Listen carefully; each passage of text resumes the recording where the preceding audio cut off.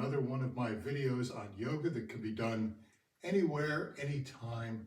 The way that I do it, I don't require any special equipment.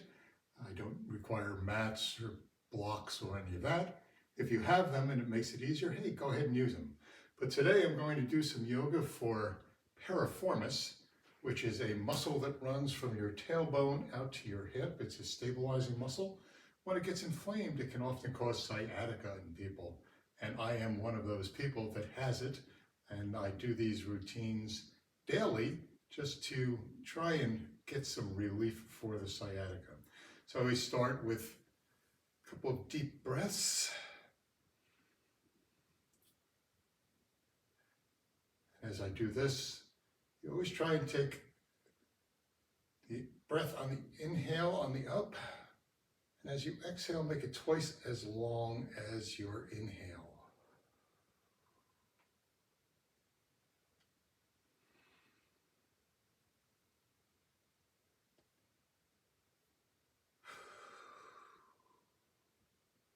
From here, there are a number of variations that we can go into, but today we're going to start by bending to the left, kind of push the hip out a little bit gently. Remember, we're just warming up right now,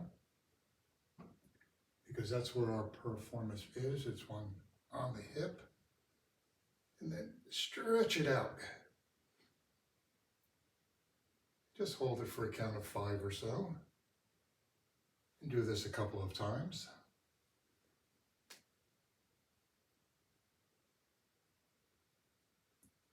And as we stretch from side to side, we can go into the next, which is going to be more of a forward stretch. So while we're stretching to the side, we'll also lean forward.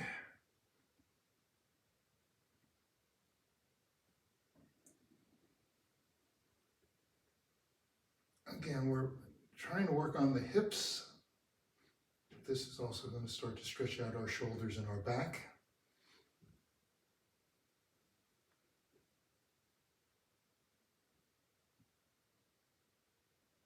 And then we're on this side. And as you may notice, we're going further down each time, so let's go down all the way. It's okay to bend your knees if you have to. But again, you're going to start to feel the stretch in the glute.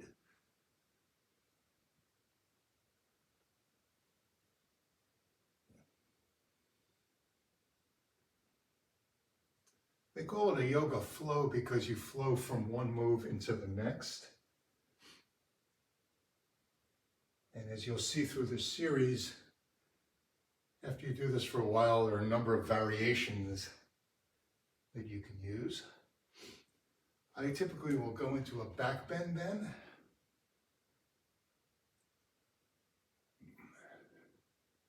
And from there, interlock the fingers behind your back, bend over, and push your arms up away from your butt. And you're going to feel the stretch right in the glute itself. So you should feel the stretch right in there as you do this, as well as in your shoulders. Bring your arms out into what I call a diver pose, like a swimmer on a starting blocks. Interlock your hands on your elbows, rock back and forth. And again, you should be feeling it up in here as you do that. And do that twice or 3 times, whatever is comfortable for you. And remember to breathe as you do these.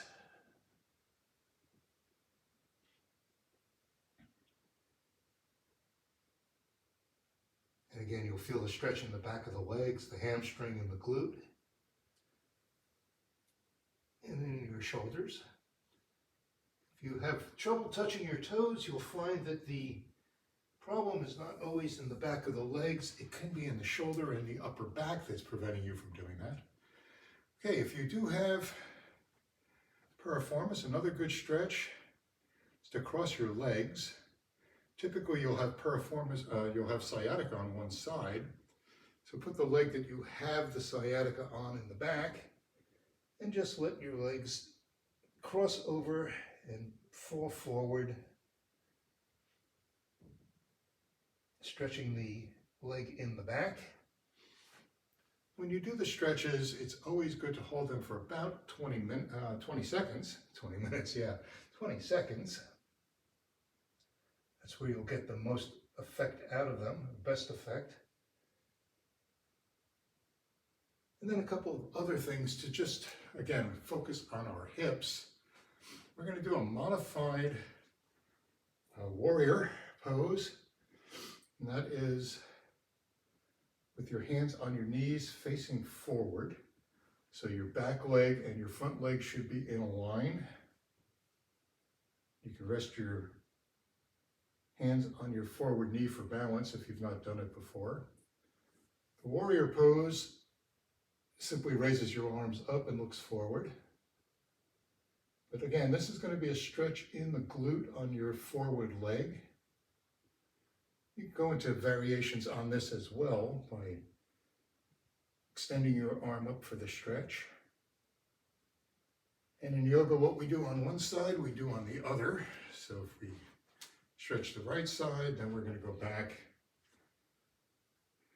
to the other side. Again, if it's more comfortable, keep your hands on your knees for balance.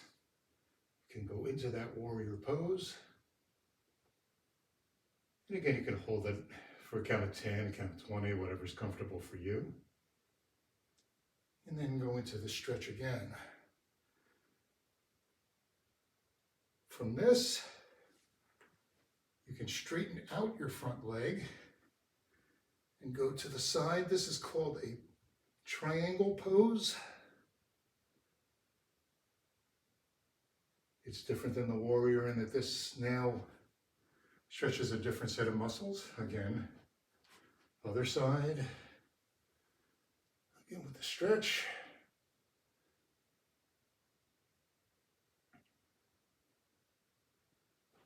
And lastly, a variation, bend forward, just let your arms hang down in the center.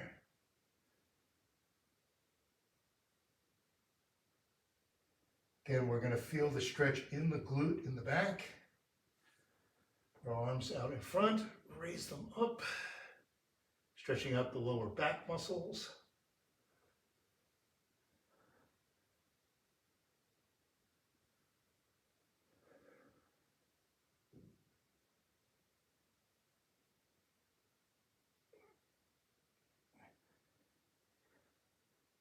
And these are the types of poses that you can do in what's called stand-up yoga. Now we're going to go down on the floor and do a couple of other ones that I do every day for the hips, the glutes, and the back. And we're going to start by sitting with our knees bent up, recline our back, and put one ankle over the knee of the other leg. And we're going to push away as we do this. And you'll start to feel the stretch in the side. All the tendons. Again, these are the ones that stabilize our hips. And as I mentioned earlier, typically hold these for about 20 seconds. This is one of those things that you can do multiple sets of. Then reach under your leg or between your legs and pull your knee up, the bent knee. And again, you'll start to feel the stretch in the glute as you do this.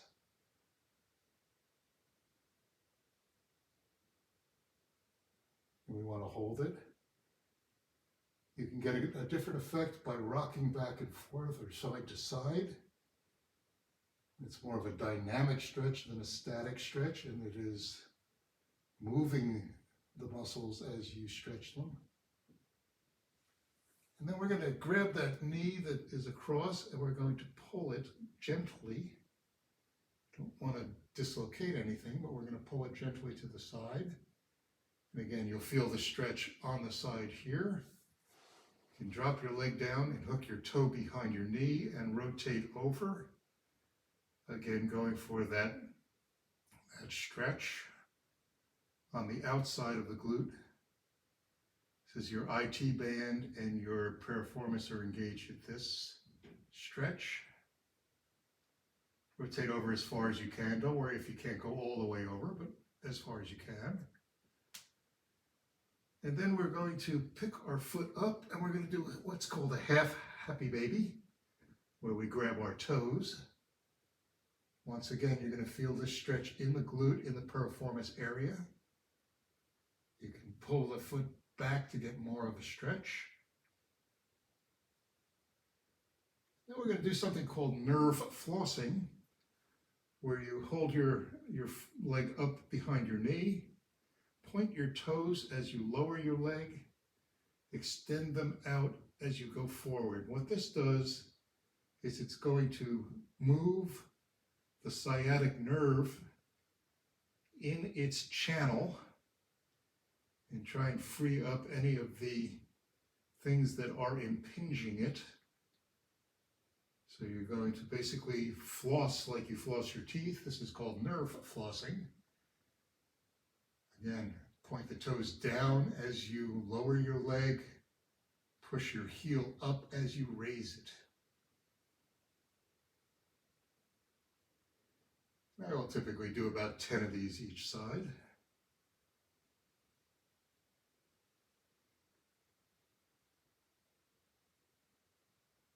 And once again, what we do on one side, we do on the other. So we'll cross our other leg and start by pushing that knee away. Holding this for 15 to 20 seconds. Stretching those tendons on the outside like the IT band and your adductors, abductors, all the things that stabilize our hips. Reach through, hold our knee up and away. Again, stretch the outer part of our glute. Rock back and forth if you like to engage other muscles and stretch those so that everything is working together. Pull the knee across to stretch the outside.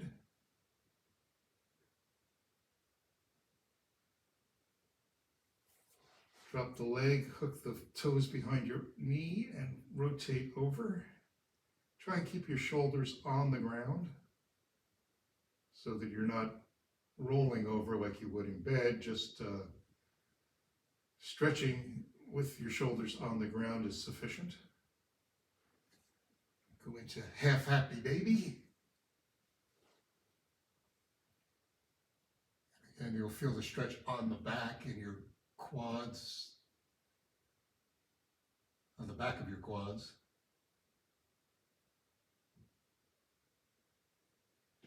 And do some nerve flossing on this side as well.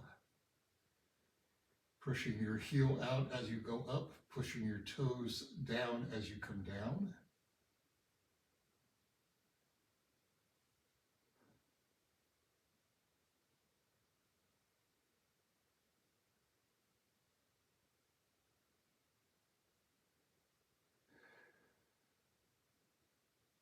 And again, typically I do 10 of these. Then we're going to do some other hip exercises. We're going to sit with our toes pointed out and we're going to rotate our hips so that we drop the knees to the ground on both sides. Again, you're going to start to feel the stretching on the outside of your legs as we do these.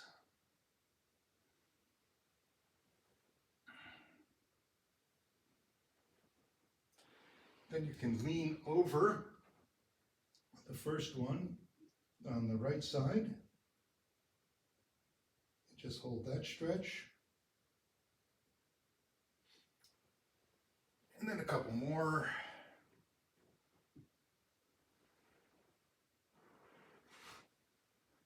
And stretch the other side as well.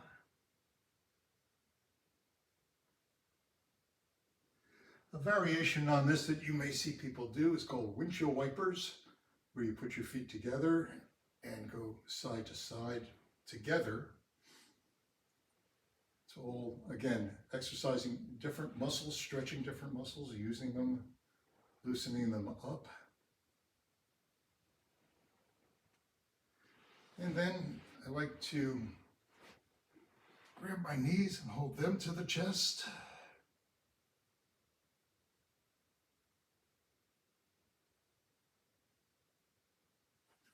From there, I may kick a leg up and then rotate it over to the side.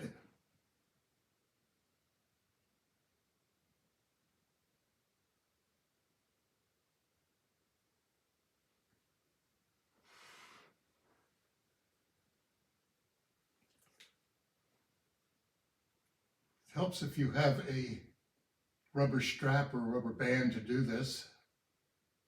You get the most out of the stretch, but you can do it without the straps.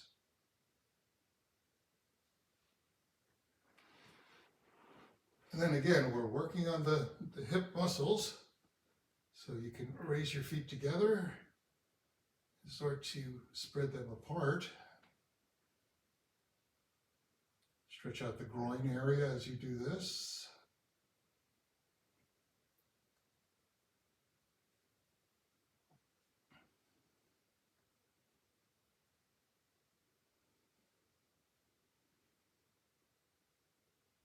And then lastly, on the floor here, we're going to do some bridges.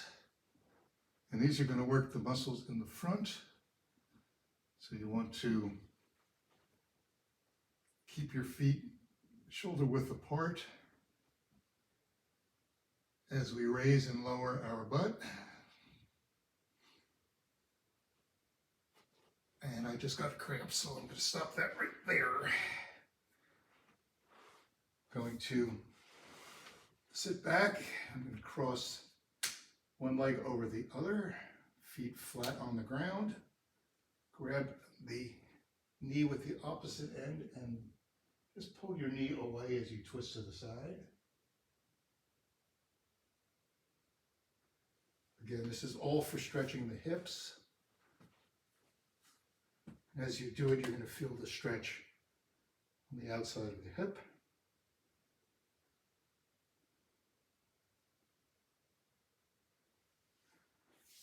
You can also put the leg down and bend forward. Again, this is going to stretch both the hamstring on this and the hip on the other.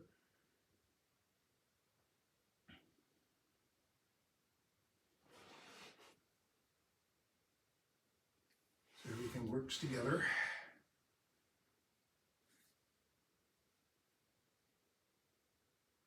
You may notice that there's a difference side to side. For example, on my right side, the hip is much tighter. I can't get the leg down as much as I do on the other. Then you can slide into the reverse where you bend your leg backwards as you move forward. And again, this is a good hamstring stretch where the hamstring comes into the glute.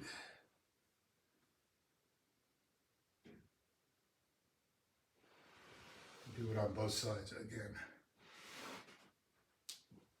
And that's it for today. Just a real quick explanation of some of the stretches that you can do for the glutes, the hamstrings, and in particular the piriformis. All of them can cause that sciatica condition. And I always end the same way that I started. Some cleansing breaths, thinking about what I've just done and how much better I feel. And if you like these videos, you want to see more of them, you can find them on YouTube at Yoga with the Timeless Runner. Most of my videos are short. The reason that I'm doing this one is that I get a lot of requests from people to do narrated videos. So this one is a real-time video as well. But again, it's Yoga with the Timeless Runner. I'm David, and thanks for watching.